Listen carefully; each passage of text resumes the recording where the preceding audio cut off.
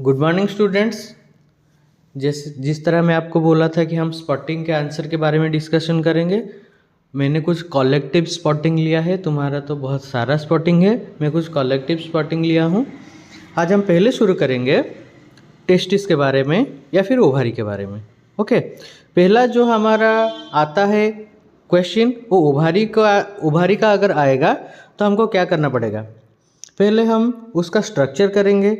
कुल मिलाकर हमको 2 से 2.5 मिनट के अंदर एक कंप्लीट करना पड़ेगा।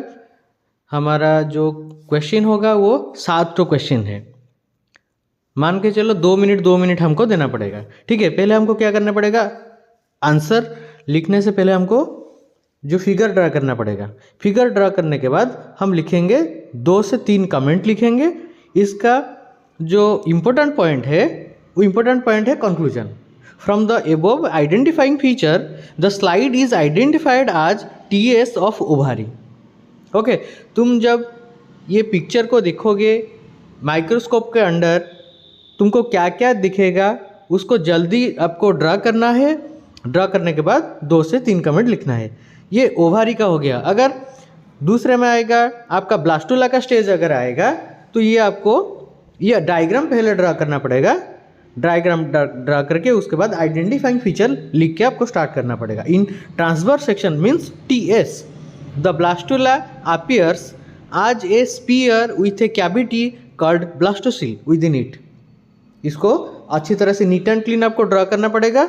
2-3 पॉइंट, ज़्यादा नहीं, 2 पॉइंट लिखने से चलेगा, जिस तरह आपको एग्जाम में दिया गया होगा।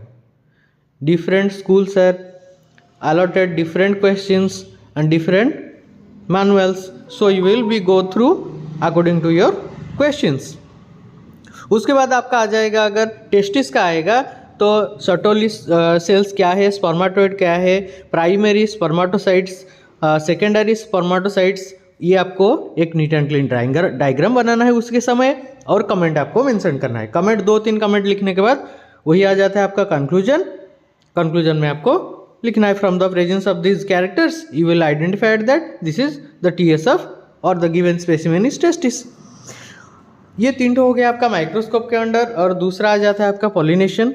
पॉलिनेशन आपको मालूम है, मेज फ्लावर में होगा वो एनामोफिल्स होगा या एंटामोफिल्स होगा, उसको आपको आइडेंटिफाई करके लिखना है। 2 से 3 वहाँ पे आपको पिक्चर दिया गया होगा, उसको देख के आपको इसको लिखना है।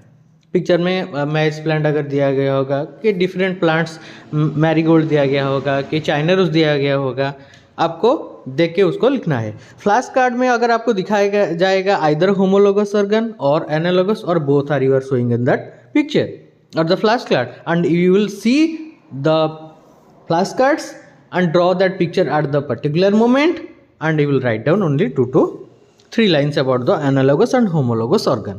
उसके बाद आता है आपका जो प्लाज्मोडियम आता है।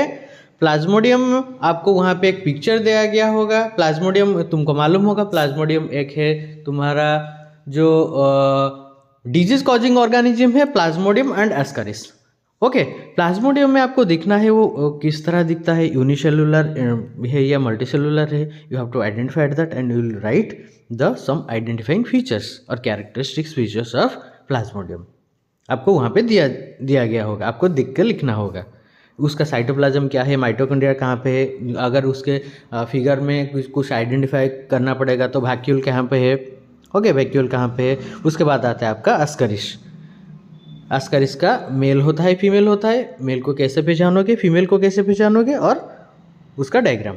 इतना ही है आपका स्पॉटिंग। बहुत सारा स्पॉटिंग है बच्चों, मैं उससे बहुत कम स्पॉटिंग लिया हूँ, जैसे कि आपका 7 हो गया, 7 कलेक्टिव स्पॉटिंग लिया हूँ। Okay, thank you, stay tuned, and ऐसे ही मैं आपको देता रहूँगा स्पॉटिंग के बहुत सारे answers, but you will keep prepared your self. All the best for your exam.